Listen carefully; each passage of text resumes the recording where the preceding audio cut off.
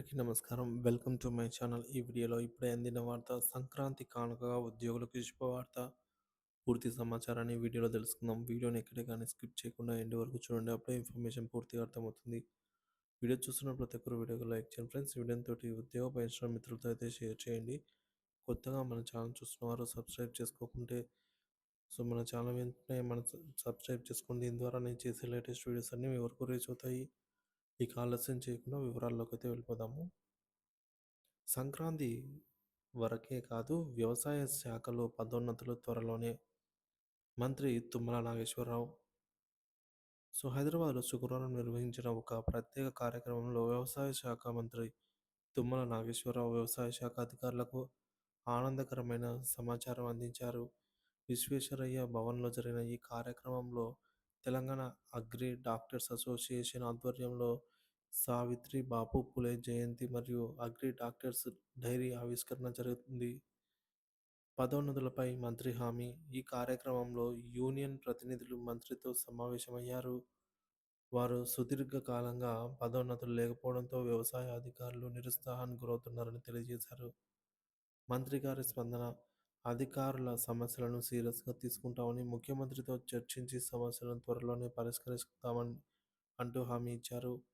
సంక్రాంతి వరకే కాదు, ఈ పదోన్నతులు సంక్రాంతి నాటికి ఖచ్చితంగా జరిగిపోవని, అయితే త్వరలోనే వాటిపై స్పష్టమైన నిర్ణయం తీసుకుంటామని మంత్రి తెలిపారు.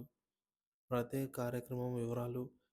సావిత్రి బాబు పూలే జయంతి సందర్భంగా ఆమె చేసిన సేవలను కొనియాడుతూ అగ్రి డాక్టర్స్ డైరీ ఆవిష్కరణ చేయడం జరిగింది. ఈ సందర్భంగా మంత్రి మాట్లాడుతూ వ్యవసాయ శాఖలో పనిచేస్తున్న అగ్రి డాక్టర్స్కి అధికారులకు వారి సేవలను గుర్తించే విధంగా చర్యలు తీసుకుంటామని తెలిపారు. వ్యవసాయ అధికారుల బాధ్యతలు. రైతులకు సకాలంలో సూచనలు ఇవ్వడం, ప్రకృతి వైపరీత్యాలకు పరిష్కారం చూపడం వంటి కార్యక్రమాల్లో వారు అందిస్తున్న సేవలను కొనియాడారు. వ్యవసాయ అధికారుల సమస్యలు. యూనియన్ ప్రతినిధుల ద్వారా మంత్రి దృష్టికి వచ్చిన ప్రధాన సమస్యలు. పదోన్నతుల జాప్యం. గత కొన్ని సంవత్సరాలుగా పదోన్నతులు నిలిచిపోవడం వల్ల అధికారులలో ఉత్సాహం తగ్గిపోయింది. కార్యబోధనల్లో సవాళ్లు. నిరుపయోగమైన ఆర్థిక స్థితి కారణంగా ఉద్యోగులు తమ బాధ్యతలు పూర్తిగా నిర్వహించడానికి కష్టపడుతున్నారని చెప్పారు. సిబ్బంది కొరత. తాజా నియామకాలు లేకపోవడంతో శాఖలో పనిచేస్తున్న సిబ్బందిపై ఒత్తిడి పెరుగుతోంది. మంత్రి హామీపై ఉద్యోగుల్లో నమ్మకం. మంత్రి గారి హామీ తర్వాత వ్యవసాయ శాఖ ఉద్యోగుల్లో పునరుజ్జీవం చోటు చేసుకుంది. యూనియన్ ప్రతినిధులు ముఖ్యమంత్రి నిర్ణయం వల్ల పరిష్కారం త్వరలోనే ఉంటుందని ఆశాభావం వ్యక్తం చేశారు. వార్తా పత్రిక వార్తా పత్రికల ప్రకటన. ఈ వార్తలను నమస్తే తెలంగాణ వంటి ప్రధాన దినపత్రికలు కూడా ఇదివరకే ప్రచురించాయి. సమస్యల పరిష్కారానికి ప్రభుత్వ ప్రణాళికలు. పదోన్నతుల అమలు. శ్రీకృష్ణ కమిటీ సూచనల ఆధారంగా వ్యవసాయ శాఖలో పదోన్నతుల ప్రక్రియను త్వరగా పూర్తి చేయనున్నారు. సిబ్బంది నియామకాలు. వ్యవసాయ శాఖలో కొత్త నియామకాలకు సంబంధించి ప్రక్రియను త్వరలో ప్రారంభించనున్నారు.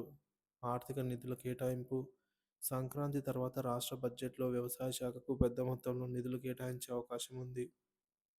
వివిధ రకాల సమస్యలతో బాధపడుతున్న వ్యవసాయ శాఖ అధికారులు త్వరలోనే పరిష్కారాలను పొందబోతున్నారు. పదోన్నతులు, సిబ్బంది నియామకాలు, నిధుల కేటాయింపు వంటి చర్యలతో వ్యవసాయ శాఖ మరింత బలపడుతుందని ప్రభుత్వం ధీమా వ్యక్తం చేస్తోంది. ఈ సంక్రాంతి వార్షికోత్సవం తర్వాత ప్రతి ప్రతినిధి సదస్సులో అధికారిక ప్రకటన వచ్చే అవకాశాలు కూడా ఉన్నట్లు తెలుస్తోంది.